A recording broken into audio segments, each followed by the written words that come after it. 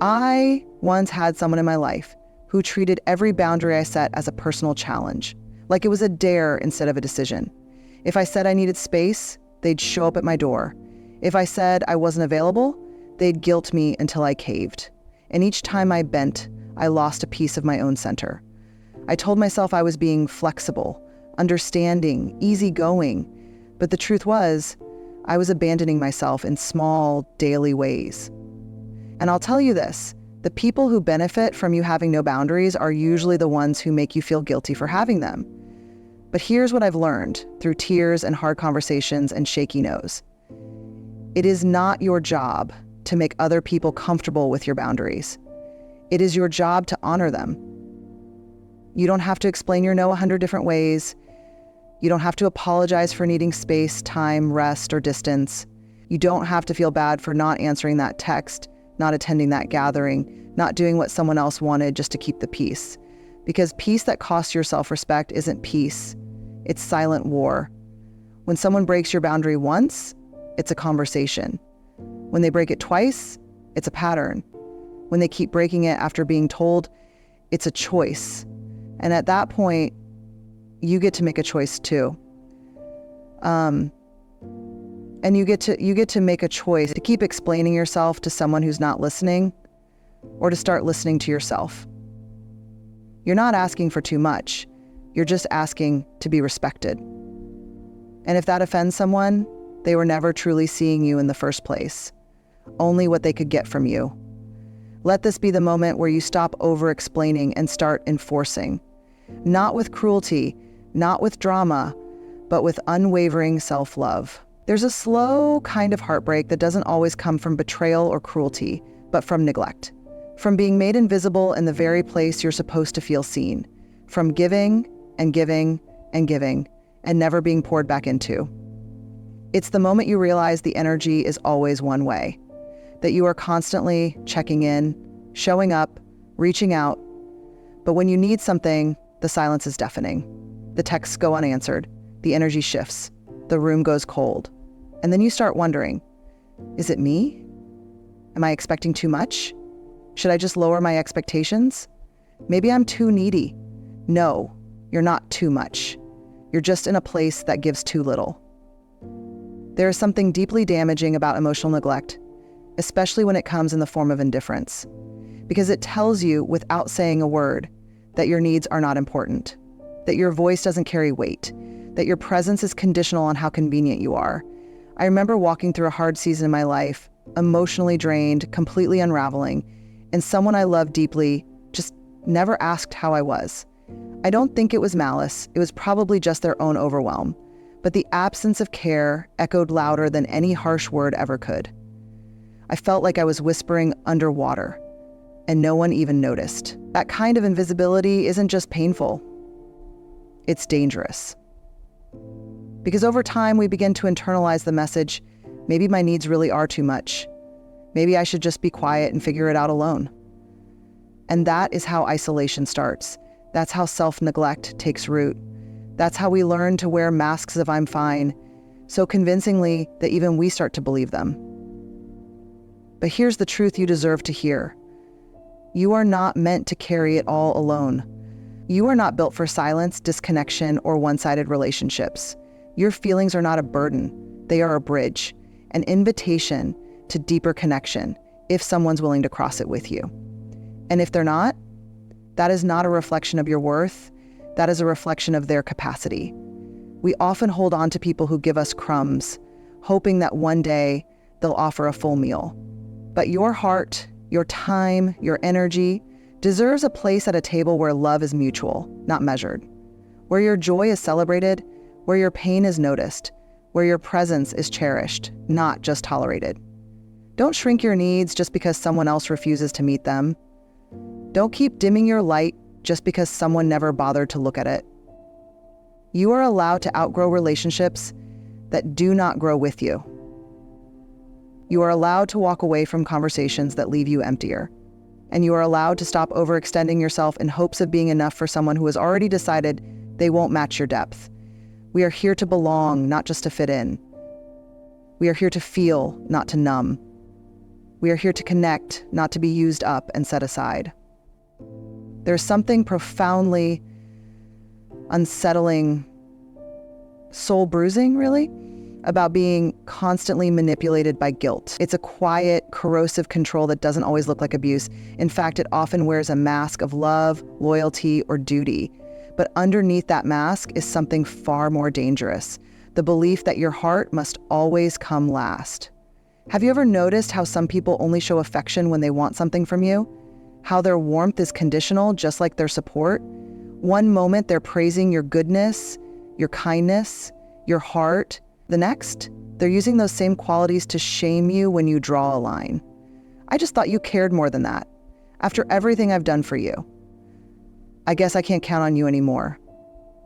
Wow, you've really changed. I remember sitting in my car one evening, parked outside my house, engine off, headlights dim. My hands were still gripping the steering wheel like the drive home hadn't ended. I was frozen. Not because something physically hurt me, but because something inside me did. A comment, a subtle dig, a boundary crossed. Again. Something that should have never happened, but I let it slide. Again. And that's what today's about. The things we let slide, the things we tolerate, because we were taught to be kind, to keep the peace, to not cause a scene. But here's the truth. Kindness without boundaries is self-abandonment.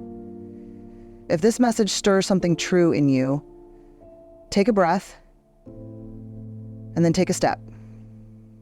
Like, subscribe, share, and leave a comment. Let's keep showing up for the real, raw, and healing conversations. You've heard it before. The laugh that stings a little. The smirk after the jab.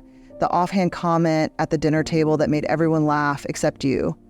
And then comes the line that always seems to follow like a rehearsed reflex. Relax, I was just joking.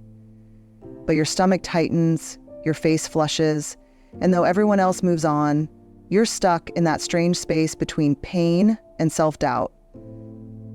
Was it really that bad? Am I being too sensitive? You start to second-guess your own reality, and that's where it begins, the quiet erosion of your self-trust. Because when disrespect dresses up as humor, it becomes even harder to confront. It's slippery. It doesn't scream abuse, it whispers it. It doesn't leave bruises, it leaves questions. Tiny emotional paper cuts that don't bleed, but still ache. Over time, those little cuts create deep wounds. And what's worse, you start believing you're the problem for even feeling hurt. I remember being in a room once, full of people I thought I was safe with, friends, loved ones, and someone made a joke at my expense. Something personal. Something that had once made me cry in the dark when no one was watching.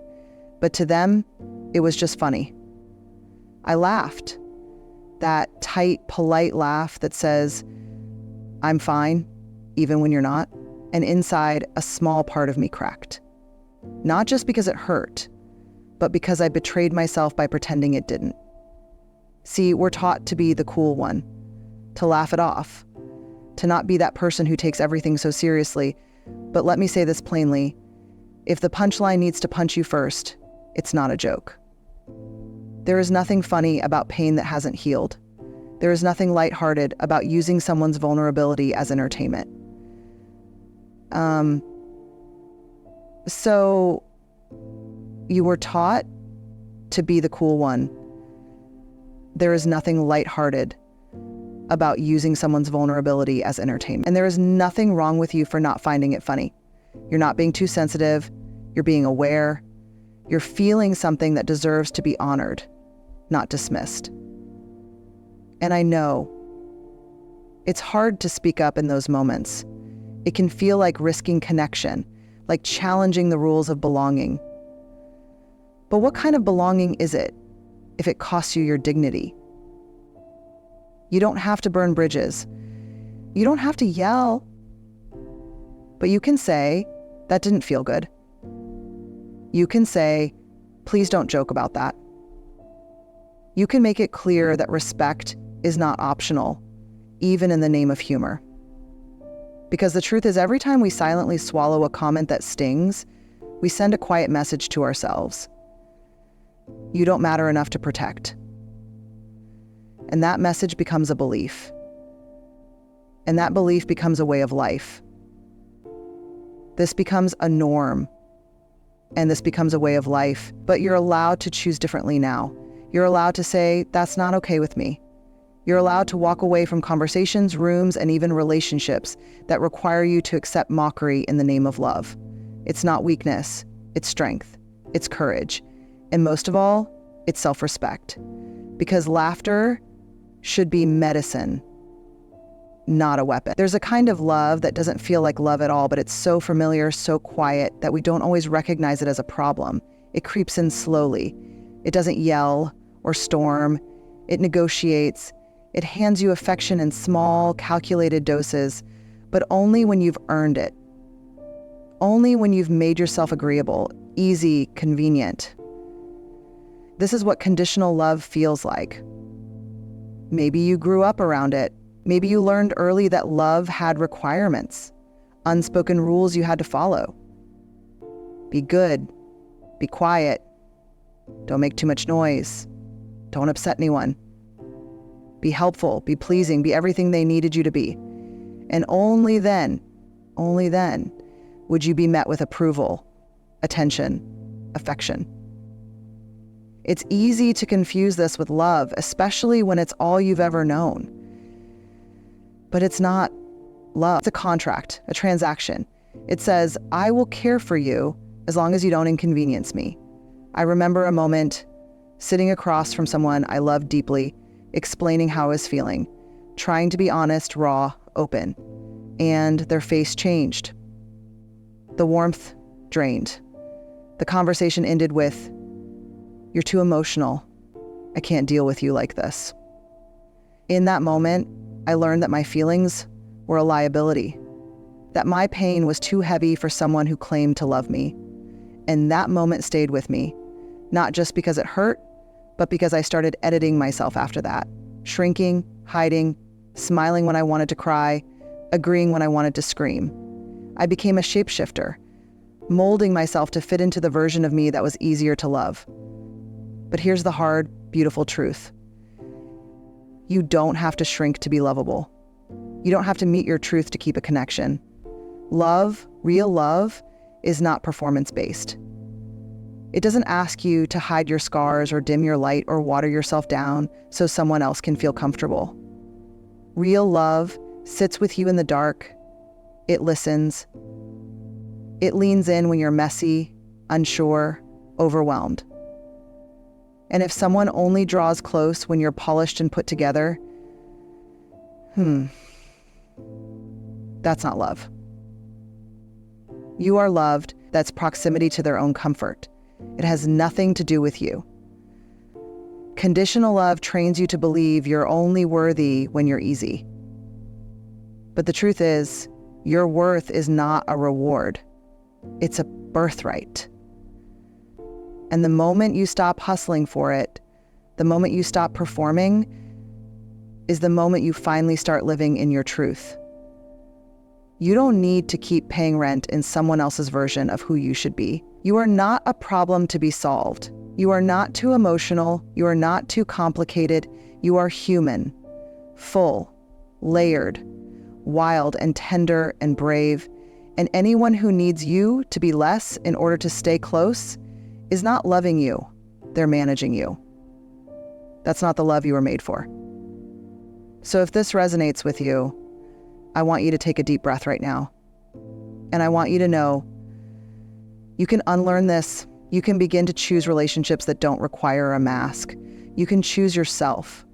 There's a specific kind of ache that comes from being repeatedly unheard. It's not loud. It doesn't always come with yelling or cruelty.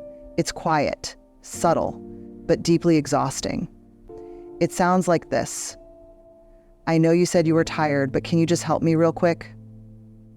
I know you don't want to talk about this right now, but I need to get this off my chest.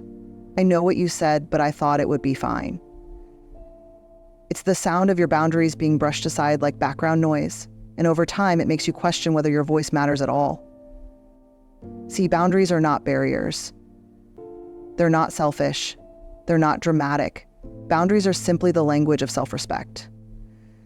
They say, this is where I end and where you begin. This is how I stay in relationship with you without losing myself.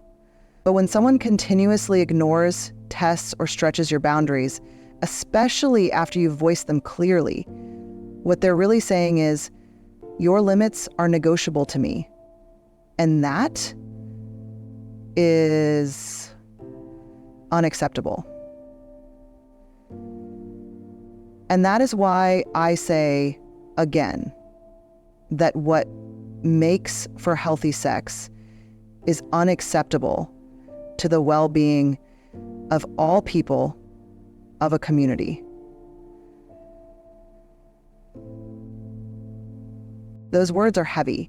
They hit like subtle daggers wrapped in disappointment, and suddenly you're questioning your own boundaries, your choices, your goodness. But here's what I need you to hear and feel in the deepest place of your being. Love is not a weapon, and guilt is not a tool for closeness. When someone uses guilt to bend your will, to pressure your decisions, to make you feel like your no is a betrayal, that's not love. Number 2, whether or not you feel sorry, and this will happen, that's not love. That's emotional manipulation, and it can slowly dismantle your sense of self without you even realizing it. I remember a season in my life where I felt like I was constantly choosing between disappointing someone else or betraying myself. And every time I said yes when I meant no, every time I sacrificed rest to meet their needs, every time I silenced my intuition for the sake of keeping the peace, I could feel a small fracture forming inside me, until one day I realized something no one had ever told me. Healthy relationships do not require self-abandonment. The people who truly love you, really love you, will not punish you with guilt when you honor your truth. They won't shame you for growing, for needing time, for having a voice. They won't dangle their affection like a prize you have to earn by overextending yourself. If someone's love feels like a courtroom where you're constantly on trial for choosing yourself, you need to question not your choices, but your presence in that courtroom. You are not selfish for having limits. You are not cold for protecting your peace. You are not ungrateful for stepping away from someone who gave love with strings attached. Real love says, I honor your needs, even if they don't serve mine. Manipulation says, if you really loved me, you'd do what I want. And the moment you stop falling for that kind of emotional bait, the moment you start choosing you without drowning in shame, is the moment you reclaim your life. You deserve relationships that feel safe, that breathe, that uplift, that allow you to show up whole, not hollowed out, that don't demand your sacrifice as proof of your love. You're allowed to say no and still be good. You're allowed to disappoint others and still be kind. You're allowed to choose peace, even if someone else calls it selfish, because self-sacrifice that leaves you empty is not love. It's erasure. And you were not put on this earth to disappear inside other people's expectations. You were born to be whole. There's one last behavior that often hides in plain sight, so normalized, so quiet, that we don't always recognize its damage until the cost becomes too high. Disrespect disguised as just how they are. You know what I mean. The friend who makes you the punchline to every joke. The partner who talks over you in front of others, dismissing your thoughts like they don't carry weight. The colleague or family member who constantly crosses lines and then laughs it off with, relax, I'm just being honest. Or, that's just how I talk, don't be so sensitive. No, that's not honesty. That's not personality. That's disrespect wrapped in charm, laughter, or tradition. And here's the painful truth. Many of us have been conditioned to tolerate it, to brush it off, to not make a big deal out of it, because the moment we push back, we're told we're overreacting, dramatic, too sensitive, that we can't take a joke. But let's be honest, it was never funny. Because humor that humiliates isn't funny. truth that cuts you down isn't brave, it's cruel. And personality doesn't give anyone the license to treat others like they're less. When someone consistently disrespects your thoughts, your body, your beliefs, your space, no matter how subtle, they are telling you exactly how much they value your dignity. And when we excuse that behavior over and over again, we slowly start believing we don't deserve better, that this is just what relationships look like, that some people just get to speak to us this way or treat us that way because it's how they are. But let me tell you something with all the love and fire in my heart. Respect is the bare minimum. Not a reward, not a luxury, not something you earn. It is the foundation of every healthy interaction. Without it, there is no relationship. Only proximity. And I don't care if it's your boss, your parent, your sibling, your partner, or someone you've known your whole life. No one gets a free pass to belittle you. You are not too sensitive, you are aware, you are not overreacting, you're finally reacting. You're not being dramatic, you're drawing a line. You do not need to make yourself smaller so someone else can feel big. You do not need to absorb someone else's bad behavior just because they refuse to grow. And you do not need to trade your self-respect for inclusion, approval, or peace. Peace that comes at the cost of your dignity is not peace. It's emotional silence. And silence, over time, erodes the soul. So if someone repeatedly disrespects you and blames it on who they are, you have every right to step away and say, well, this is who I am, and I will not shrink for you. Because here's what I know to be true. You were not put here to be tolerated. You were not born to be put down, picked apart, or passed over. You are here to be seen fully and to be treated with care, not contempt. Don't let love, history, obligation, or fear convince you that disrespect is something you have to swallow to keep the peace. You deserve more. And the moment you start believing that, the moment you stop making excuses for unacceptable behavior, is the moment you reclaim your power. So here's what I want to leave you with, gently but firmly. You are allowed to outgrow behaviors you once accepted. You are allowed to walk away from anything that asks you to betray yourself. You are allowed to protect your peace, your spirit, your joy, even if it makes others uncomfortable. Let this be the year you stop shrinking. Let this be the season you start standing. And if no one's told you lately, you are worthy of respect. You are deserving of love without conditions. And you never, ever have to tolerate what slowly breaks you. If this touched something deep in you today, share it. Someone else might need the reminder too. Subscribe to Motivational Humanity, drop a comment, and keep walking in your truth. You are not alone.